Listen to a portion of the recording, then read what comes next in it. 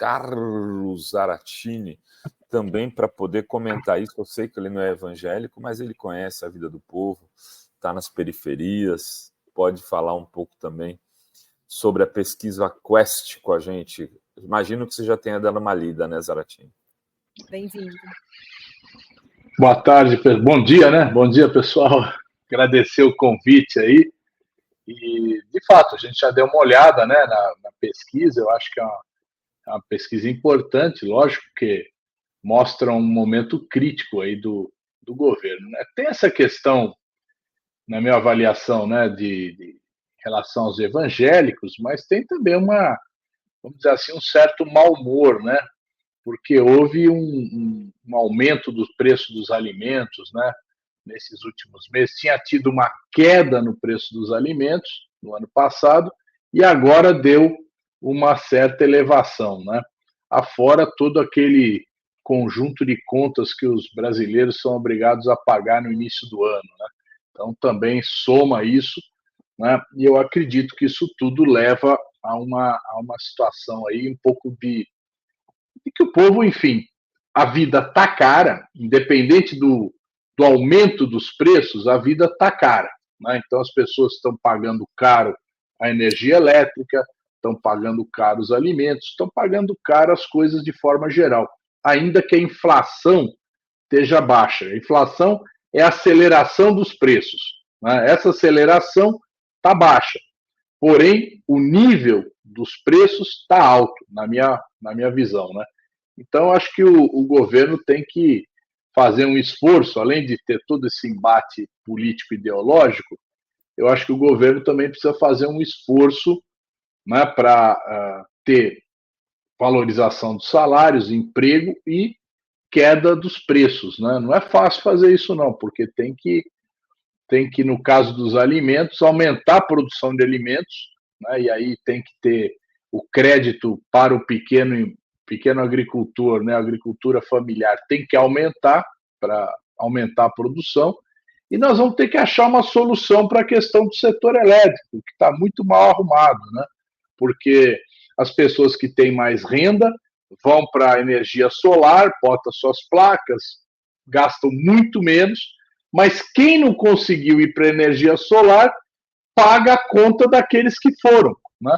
Então as distribuidoras, a rede de distribuição de energia, ela passa a ser paga por cada vez menos gente, portanto cada vez mais caro para aqueles que não conseguiram entrar na energia solar. Então esse é o grande problema que eu acho que tem que ser resolvido aí pelo nosso governo, né? Não é fácil, mas vamos ter que trabalhar nisso. E tá aqui, reflete nessa tela aqui, né, Zaratini? Nos últimos 12 meses, a economia do Brasil para 38% piorou, então subiu de 31% para 38%, e melhorou, caiu de 34% para 26%, e para 34% ficou do mesmo jeito. Você acha que pelas decisões do governo que vêm sendo tomadas e pela perspectiva aí da área econômica, é possível reverter esse quadro em 2024? Não, o governo está lutando fortemente, né, para manter o equilíbrio fiscal e, com isso, pressionar os juros para baixo, né? Lógico que quanto mais baixo for os juros, mais investimento nós vamos ter, mais nós vamos aumentar a produção, mais nós vamos ter empregos e, consequentemente, os salários acabam melhorando. Mas isso é um processo, né? Eu acho que o governo precisa tentar para duas coisas agora no campo da economia: produção de alimentos e energia elétrica. São duas coisas fundamentais na vida da população. Então, precisamos. Os combustíveis, né, a gasolina, o diesel, estão razoavelmente estáveis, mas num patamar menor do que estava no governo Bolsonaro, mas os alimentos, energia elétrica está aumentando. Então é importante a gente ter uma preocupação em relação a isso. E a gente estava falando sobre essa questão dos evangélicos, né, que aumentou a desaprovação para 62% dos evangélicos, e o pastor Zé Barbosa, que é colunista... Você viu o gráfico, Zaratini? Seria legal se a Adri pusesse por. porque não é que aumentou 62, é que vem aumentando toda a pesquisa. Ó, esse gráfico da direita, evangélico, dá uma olhada, saiu... Não é esse, não, André. Não, né? Não. Entre os evangélicos. Subiu mas é aprovação e desaprovação. Peraí, deixa eu pegar outro aqui. Aqui, isso. Você vê, sai de 46 para 62, Zara. Então, eu acho, pessoal, que aí... Vê bem, o bolsonarismo e alguns líderes evangélicos, eles promovem uma guerra cotidiana contra o governo Lula. Né? Esse episódio de Israel é o último. Né? Mas quantas coisas não foram feitas ao longo desse tempo, discutindo questão de costumes, questões de iniciativa do governo que vão contra determinados preceitos religiosos, né? Explorando o preconceito. Então, isso é muito forte. E eles fazem essa guerra nas redes com muita intensidade e nas igrejas. Né? Então, tem um problema que eu acho que Israel pode ter agravado aí nas últimas semanas, mas não é uma coisa desse momento, é uma coisa que já vem ao longo do tempo sendo feita. Então, é uma disputa política, né, e o governo tem dificuldade de disputar nesse campo, até porque várias teses progressistas conflitam ou são, vamos dizer assim, deturpadas por essa. Veja só o caso aí, o último caso, uma resolução do Ministério da Saúde que desfaz uma resolução do Bolsonaro que restringiu o direito ao aborto. O direito ao aborto no Brasil ele é limitado, né, só para os casos de estupro, para os casos de anencefalia, é muito limitado o direito ao aborto no Brasil. E a portaria do Bolsonaro limitava ainda mais, né? Praticamente impedia que esse direito fosse executado. O Ministério da Saúde começou a trabalhar uma mudança nessa portaria, mas não fez discussão política. Aí que está o problema também, Renato. Quer dizer, ninguém discutiu isso, ninguém falou, ninguém debateu, ninguém mostrou. Né? Então, de repente, do nada surge lá uma portaria e até nós, que somos aqueles que defendem o governo, a gente fica sabendo da boca dos inimigos. Aí a gente vai ver, mas por que estão nos atacando? Aí que você vai ver que foi uma tal de uma portaria. Então, eu acho assim, tem muita ou inexperiência no governo, ou falta de querer fazer a discussão política, né? Não existe governo que não trave a batalha política. E a batalha política ela depende de esclarecimento. Primeira coisa, você esclarecer o que você está fazendo, né? Para daí você conseguir fazer a batalha, para tirar as dúvidas, as confusões, né? Por exemplo, vou falar para você o projeto dos aplicativos, né? O projeto dos aplicativos. Ia te perguntar isso. Se o governo não for explicar rápido, vai virar um projeto contra o governo, né? Porque a direita está lá, querem fazer você pagar a previdência, que absurdo. Você só vai limitar em um salário mínimo a tua renda. Coisas absurdas, né? Mas se o governo não fizer uma explicação do que é o projeto e através dos meios de comunicação, quer dizer, a garantia de direitos que está no projeto, que é garantir o direito da previdência, que é garantir um salário mínimo. O salário mínimo é um salário mínimo para o trabalhador, quer dizer, ainda que ele trabalhe e ganhe menos, ele vai receber o salário mínimo. Então isso tem que ser explicado, porque dá a impressão do contrário do jeito que eles estão atuando, né? Já está dando, né? Vai virar um inferno andar de Uber daqui a pouco. Porque eles estão falando, esse governo Lula está tirando meus direitos todos. Quer dizer, não conseguiu. Tem que fazer urgentemente peças para poder explicar esse projeto.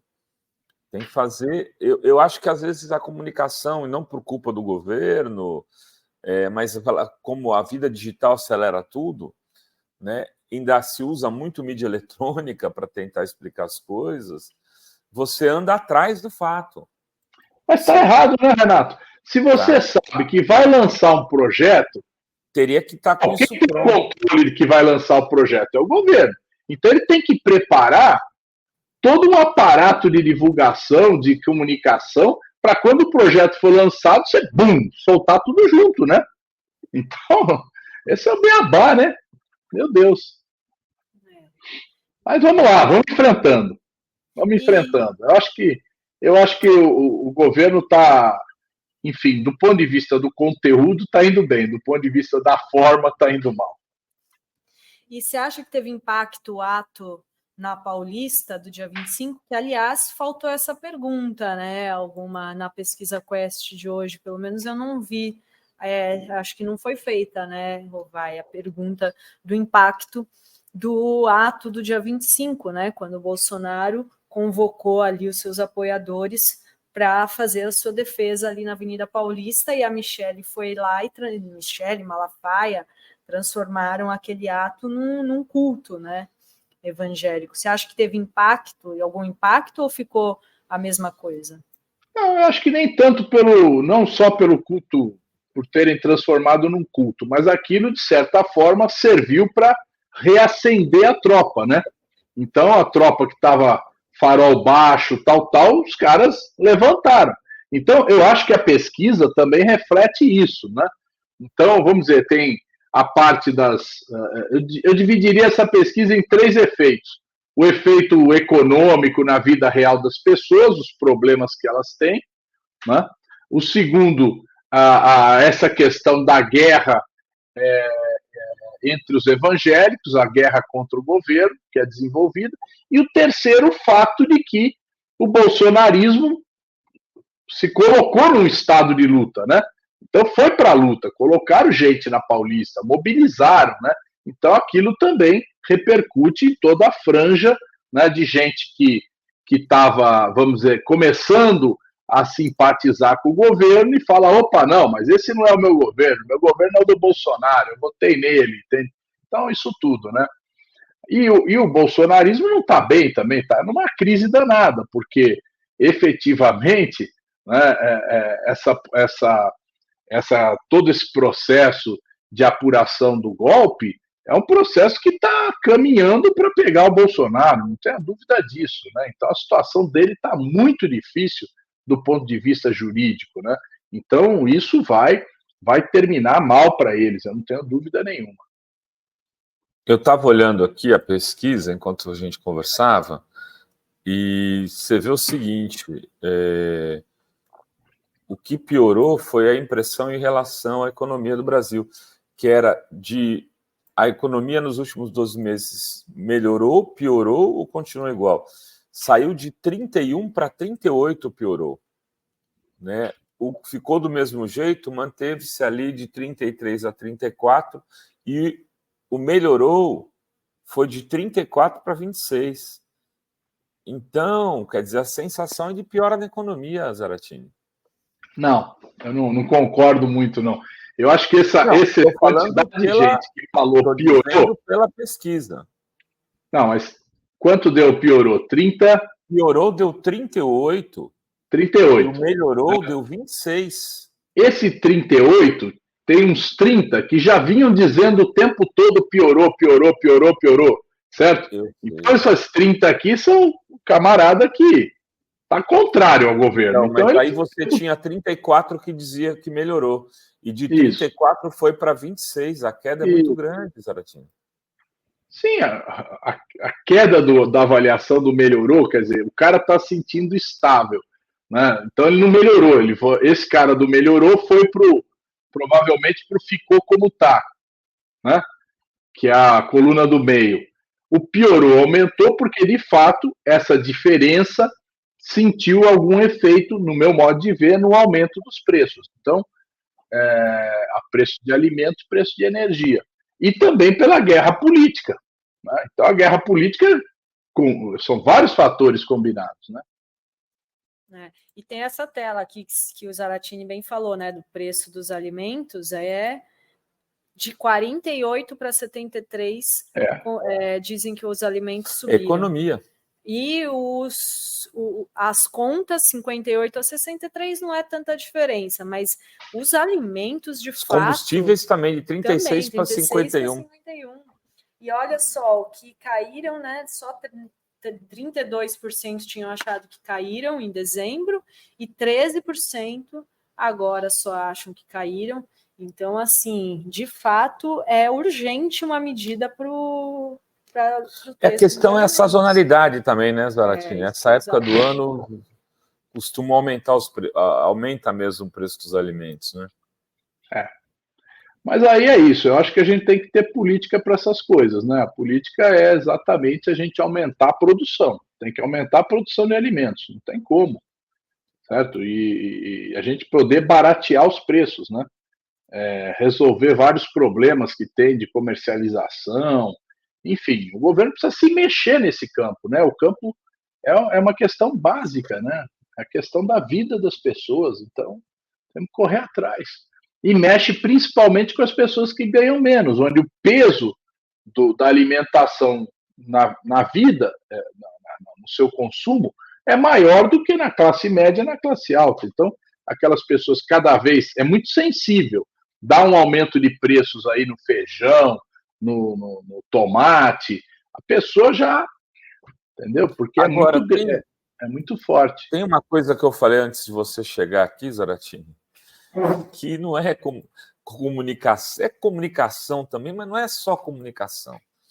Ontem eu estava assistindo um vídeo aqui no Instagram do prefeito Paulo Barbosa, aqui de Santos, você conhece ele, PSDB.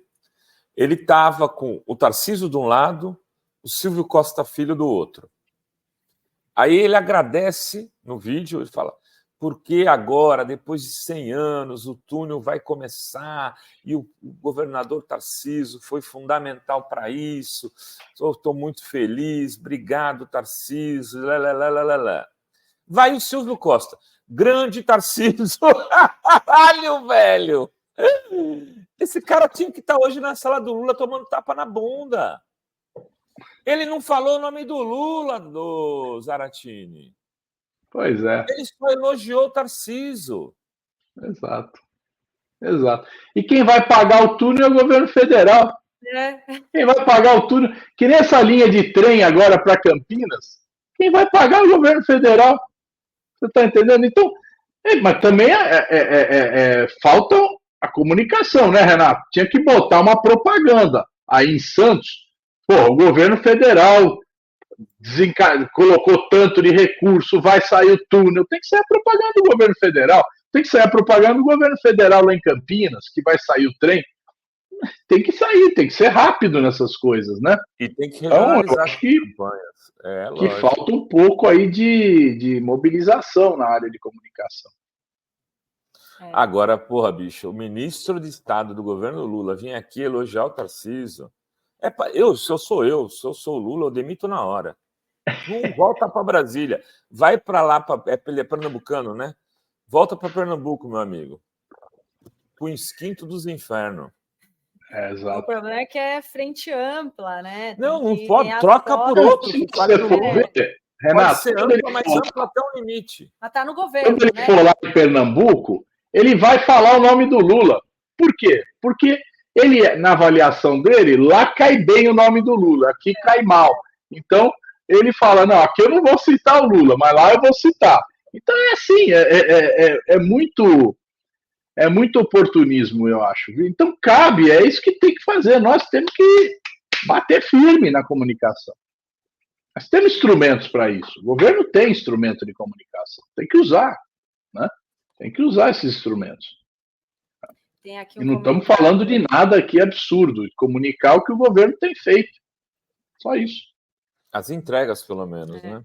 A Maria Fro, que apresenta o Fórum Sindical aqui na TV Fórum, está dizendo: vai aqui na UPA da Zona Leste, em Santos, ainda tem a placa do governo Bolsonaro. Essa UPA é recente? Não é da época dele, não, né? Não foi inaugurada por ele. Passar aqui um giro rápido. A Andréa Cristina diz: quando o governo entenderá a comunicação está péssima e falida, assim não dá. ela diz: os aposentados acima do mínimo estão passando fome, extremamente endividado, aumento pífio.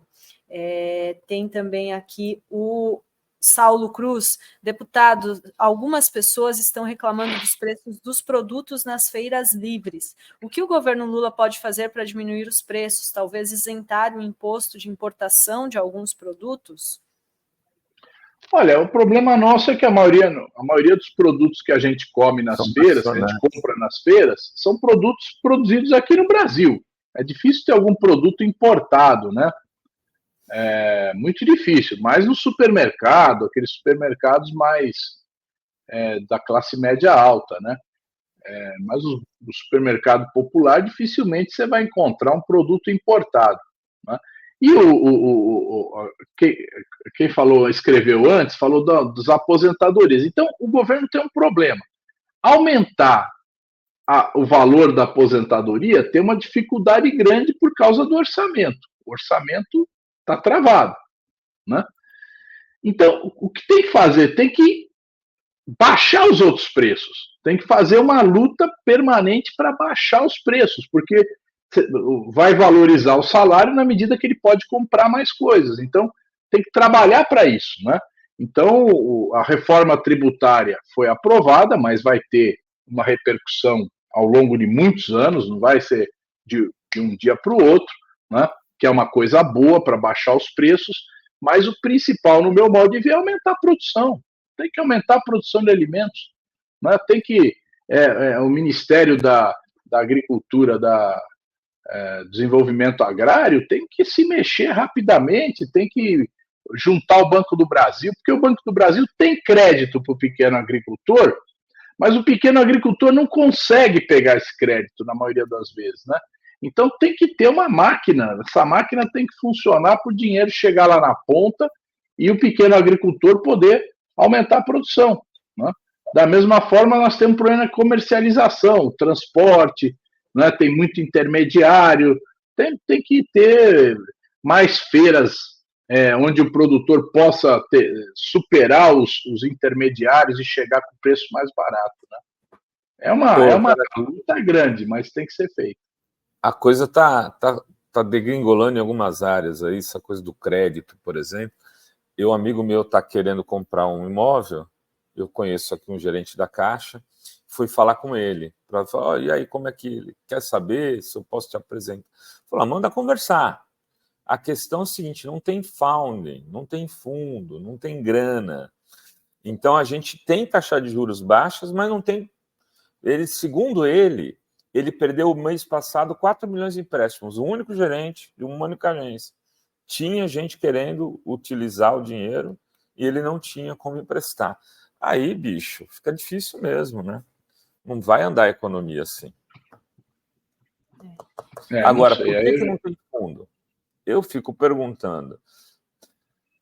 Não estamos num problema de inflacionário que não posso pôr recurso é a construção civil, uma área estratégica da Caixa, né?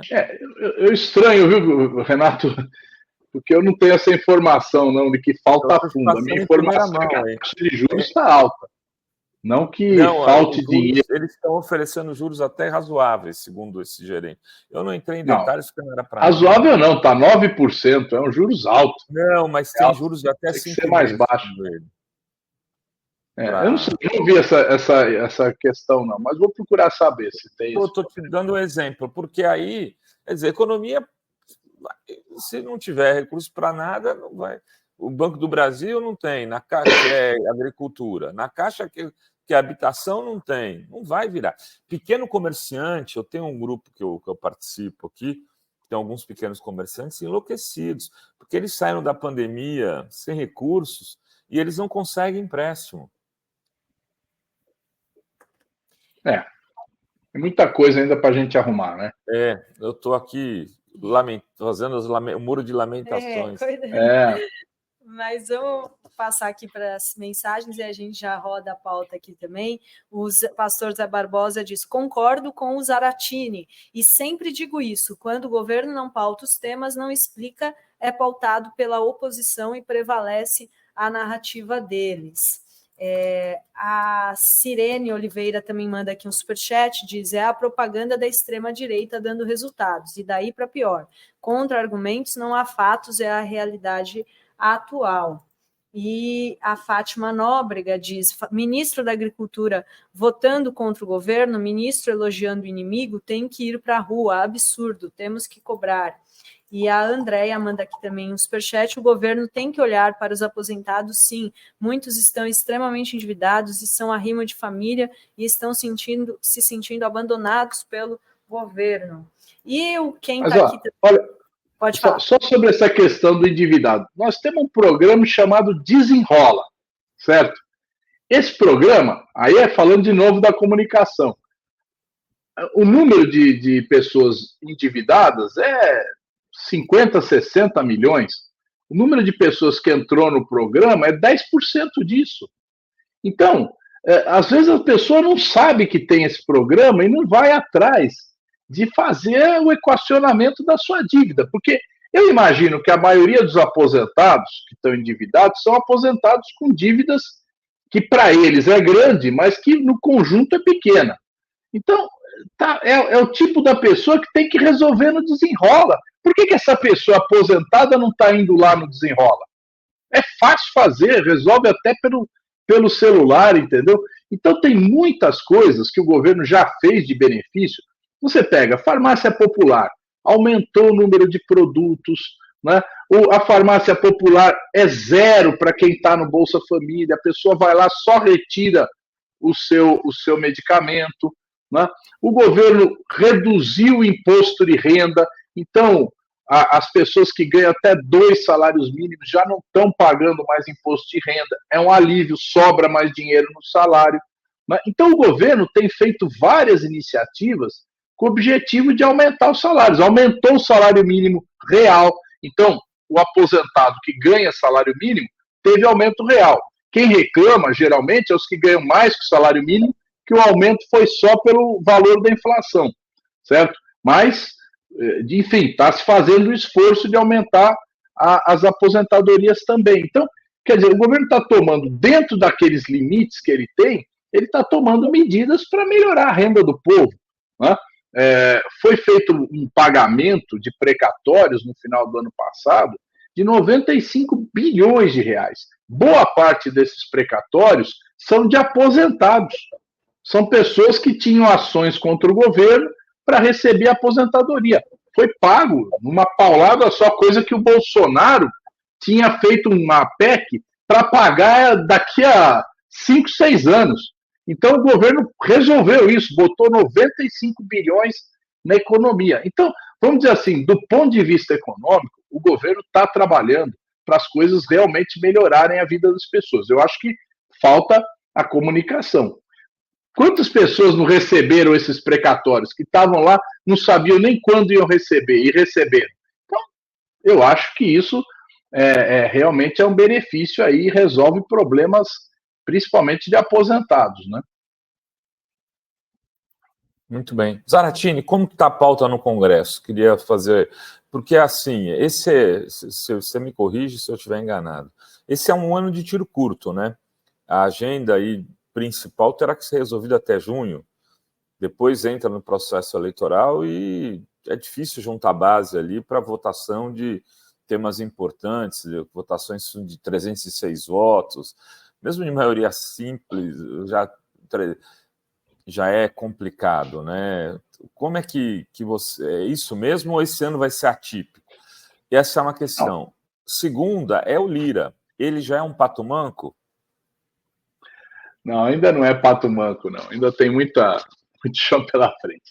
Agora, a pauta principal nossa é o ajuste, né? O Haddad está corrigindo uma série de absurdos que foram feitos pelo Paulo Guedes e pelo Bolsonaro, né? Programas que estão mal organizados, mal dimensionados, que dá benefícios para quem não precisa, né? E benefícios caros para o governo, porque retira a arrecadação do governo, e retirando a arrecadação do governo, o governo não pode executar os programas sociais que precisa executar, né? E nós vamos votar. Então, é o tal do PERSE, que é um programa que foi feito para a recuperação do setor de eventos e turismo, que atende hoje a milhares de empresas, sendo que esse setor já voltou à normalidade, né? Já voltou. O faturamento deles aumentou muito ano passado. E eles não estão pagando imposto nenhum, imposto zero, né? Tem o problema daqueles 17 setores que tem uma redução na cobrança do INSS, né? Que também estão recuperados. Então, tem coisas que o governo está lutando, e aqui a briga aqui é grande no Congresso, porque esses setores empresariais têm força, né, para recuperar a receita. E, ao mesmo tempo, nós vamos ter, agora em março, final de março, início de abril, vão chegar 4 projetos de regulamentação da reforma tributária, que é importantíssimo para ela entrar em vigor em 2025. Então, nós vamos ter muito trabalho aqui em cima de temas da economia, principalmente, né? Acho que esse é o conjunto que nós vamos ter no primeiro semestre. No segundo semestre, vamos ter a eleição, que praticamente 2 meses, aí, agosto e setembro, para o Congresso, na prática, e aí depois, o ano que vem, vamos entrar, passada a eleição, na discussão do orçamento de 2025, que é um orçamento fundamental aí para o terceiro ano de governo, onde as coisas têm que começar a acontecer efetivamente, né? Zaratini, né? Nessa última semana a gente tem visto aí os militares aí no centro da pauta pela questão da tentativa de golpe que o Bolsonaro e os militares ali queriam impetrar no Brasil. E aí eu queria te perguntar sobre aquele artigo 142 que tinha aquela ideia de fazer uma PEC para acabar com esse artigo, porque inclusive o Bolsonaro se utilizou dele para justificar, né, fazer uma confissão de culpa ali, que iria fazer o golpe baseado no artigo da Constituição. Como que está essa luta para acabar, para tirar esse artigo 142 da Constituição? Olha, você vê, esses são assuntos que vão e voltam, né? Então a gente batalhou muito lá depois do 8 de janeiro, o ano passado trabalhamos muito em cima dessa questão. Na verdade, o governo não quis mexer com esse assunto. O governo não quis fazer essa modificação no artigo 142. Então, nós acabamos, outros temas foram entrando. Agora, com esse processo, teve a CPI, que revelou o papel dos militares, agora está tendo a investigação que está indo mais fundo, e daqui a pouco nós vamos ter a apresentação da denúncia, né? O Ministério Público vai fazer a denúncia contra o Bolsonaro, contra os generais, aí nós vamos ter claro que o Brasil precisa resolver esse problema. Nós não podemos viver a vida inteira, a história inteira, com essa ameaça de que possa ter uma intervenção militar. Nós precisamos colocar os militares fora da política, né? Assim como é nos Estados Unidos, como é na Europa, como é em Portugal. Em Portugal tem um artigo que eu quero colocar na Constituição que diz explicitamente que os militares não podem participar de atividades políticas. Não quer dizer que não possa ser candidato, quer dizer que ele não pode fazer política, participar da política, certo? Porque senão ele leva a política para dentro do quartel. E nós precisamos tirar. Você veja, lá nos Estados Unidos, o Trump tentou usar os militares 2 vezes para reprimir as manifestações antirracistas e depois para tentar impedir a posse do Biden. E não conseguiu. Os militares falaram, meu amigo, isso aqui não é coisa nossa, resolvam aí vocês aí na política, né? Em Portugal tem esse artigo. Vocês sabem, os militares portugueses foi quem derrubou a ditadura salazarista, né? Eles ficaram um bom tempo lá na política. Depois se concluiu que o melhor era eles saírem da política. E eles saíram, né? E não tem nenhuma participação mais em atividade política. Então, isso nós precisamos dar esse passo, né? Nós precisamos, porque para a gente não ver Twitter dos Vilas Boas, que aquilo é uma intromissão na política, para a gente não ver o ex-ministro Paulo Sérgio, general Paulo Sérgio, colocando as Forças Armadas a serviço da política, tentando desmoralizar as urnas eletrônicas, para a gente não ver o general aí o comandante do Exército, que depois agora, como é o nome dele agora? Me fugiu. Ele permitir... Hã? Freire Gomes, né? Freire Gomes. Ele permitir os acampamentos, né? Porque, vê bem, mas foi o Bolsonaro que mandou. Peraí, velho, você é comandante do Exército. Você tem que cumprir com a regra de segurança. Não pode ter ninguém na porta do quartel acampado. Tem que tirar os caras, entendeu? Mas não teve ordem judicial. Que ordem judicial? Não tem que ter ordem judicial. Tem que ir lá e tirar. Né? Então, efetivamente, eles permitiram a manipulação política das Forças Armadas. Né? E isso tem que ser evitado. Por isso que eu estou cada dia mais convencido que nós temos que mudar o artigo 142 da Constituição. Porque você fala, mas os caras podem rasgar a Constituição. Lógico que pode rasgar a Constituição. Mas nós temos que reafirmar a institucionalidade, as regras do jogo. Né? E as regras são a Constituição. E essa história de anistia aos golpistas? Eu acho que isso não tem nenhuma chance de progredir. E, aliás, é até interessante, né? Porque eles estão pedindo anistia, ainda nem foram condenados, né? Então, quem foi condenado foi aqueles malucos que foram quebrando tudo, né? Que foram presos, mais de 100 já foram condenados. Agora, a cúpula ainda vai ser julgada, né? Provavelmente vai ser condenada. Então, a cúpula, Braga Neto, General Heleno, Paulo Sérgio, o próprio Bolsonaro ainda vão passar por um julgamento. Muito bem. Pode falar, Adriano. Depois eu faço as perguntas. Não, fica à vontade. Não, pode falar. Não, eu queria te ouvir em relação a essa questão dos militares. Como é que está a conversa dentro do Congresso, né, com essas novas denúncias? Você falou que parece que retomou a discussão do artigo 142. Em que pé que retoma isso? Quer dizer, está se criando um clima assim, para além das forças progressistas, de que é preciso estancar essa... Ou o clima no Congresso continua igual? Não, o clima de Congresso, no meu ponto de vista, você vê, quem é do Centrão que foi na manifestação do Bolsonaro? Centrão, não estou falando... Porque tem bolsonarista em partido do Centrão, né? Você sabe que tem bolsonarista no MDB, né? O Osmar Terra Plana, nós temos bolsonarista no PSD, temos bolsonarista no União Brasil, mas os que são Centrão mesmo, os que não são bolsonaristas desses partidos, nenhum foi lá no evento do Bolsonaro, a não ser o Ricardo Nunes. O resto não apareceu. Então, não existe solidariedade aqui com esses atos, entende? Então, por isso que eu acho que aqui, primeiro, não vai ter anistia. Segundo, nós vamos ter uma condição de avançar mais com esse projeto, né? Porque as coisas vão ficando claras, vão ficando mais evidentes. Agora, é lógico que o governo também tem que ajudar nisso, porque a gente aqui tem uma força limitada. Outra coisa é se o governo fala, não, vamos resolver essa questão. Eu acho que tem várias questões para resolver, Renato. Por exemplo, o problema da segurança pública. Nós estamos aqui para votar, pela última vez, o projeto das saidinhas, né? Proíbe as saidinhas dos presídios. É uma medida que não resolve problema nenhum, né? É uma medida que vai piorar a situação dentro do presídio, criar mais tensionamento e não resolve o problema da segurança. Então, na minha opinião, o ministro Lewandowski, que conhece o Código Penal como ninguém, certo?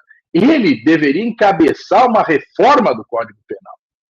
Sabe? É um outro assunto que nós temos que entrar na discussão da segurança pública. E o Código Penal é parte desse processo, né?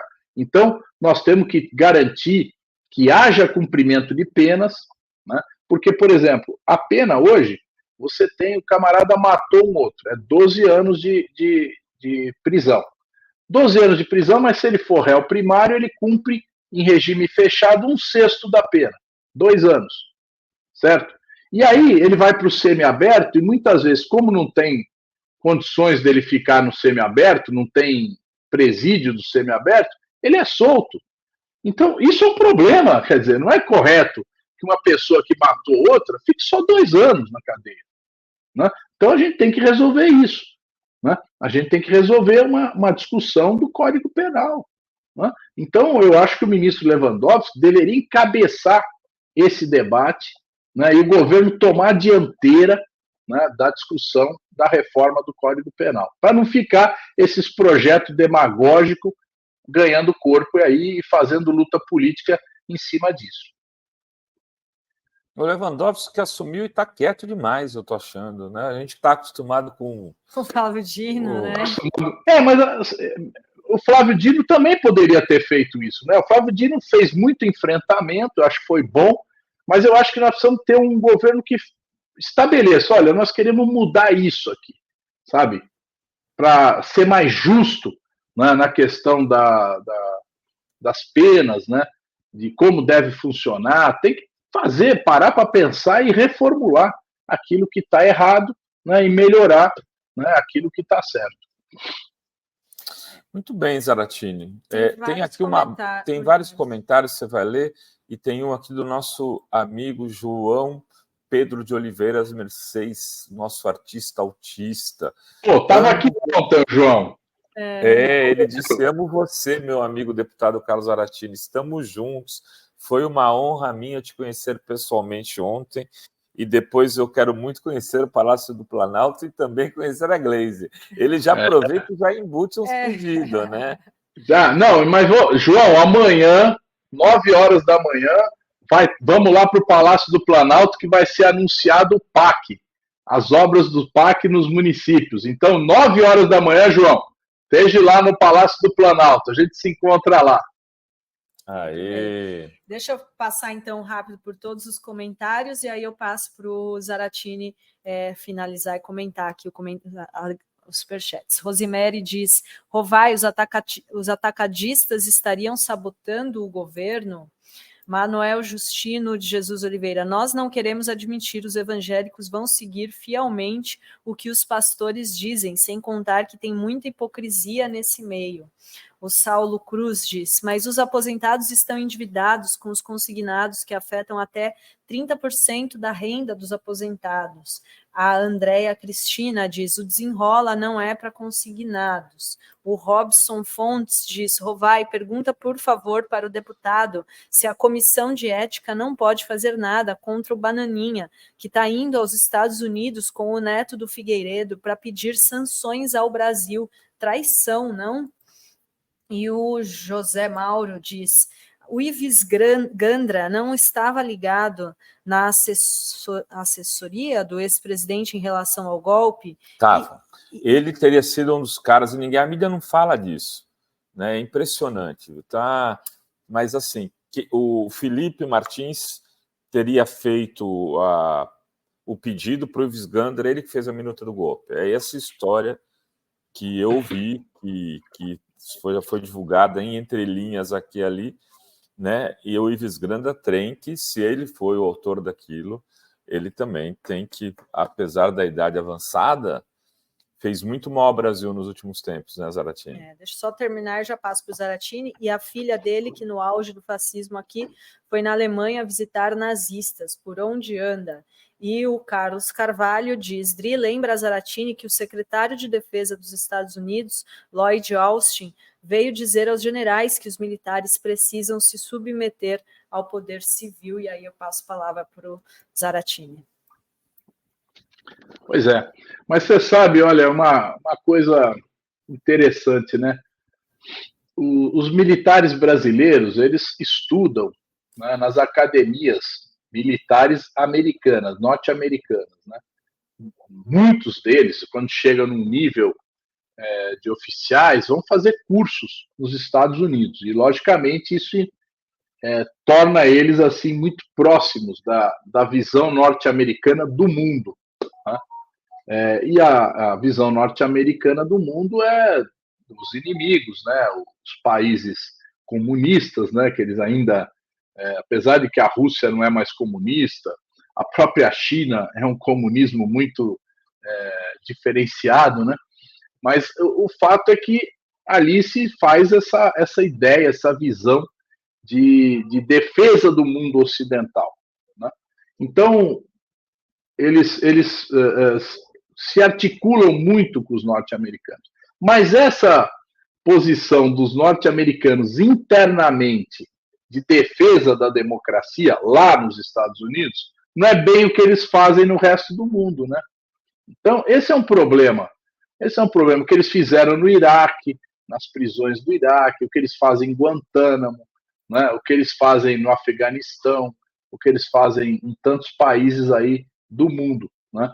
Então, essa relação ela é muito complexa, né? E a gente precisaria que as Forças Armadas brasileiras conhecessem outras visões de mundo também, né?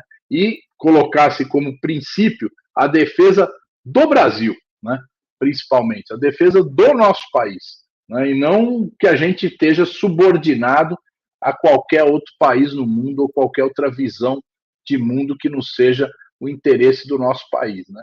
E do nosso povo, evidentemente, né? Que é o interesse da gente ter uma autonomia, né? Que a gente tenha uma independência, né? Que a gente ainda está longe de ter essa autonomia, essa independência em relação aos países do centro capitalista, principalmente Estados Unidos e alguns da Europa, né? Muito bem. Valeu, Zara. Muito obrigado, meu irmão. Obrigada, Zaratini. Eu que agradeço, gente. Que bom aí. Até a próxima. Vamos lá. Vamos lá. Bom trabalho.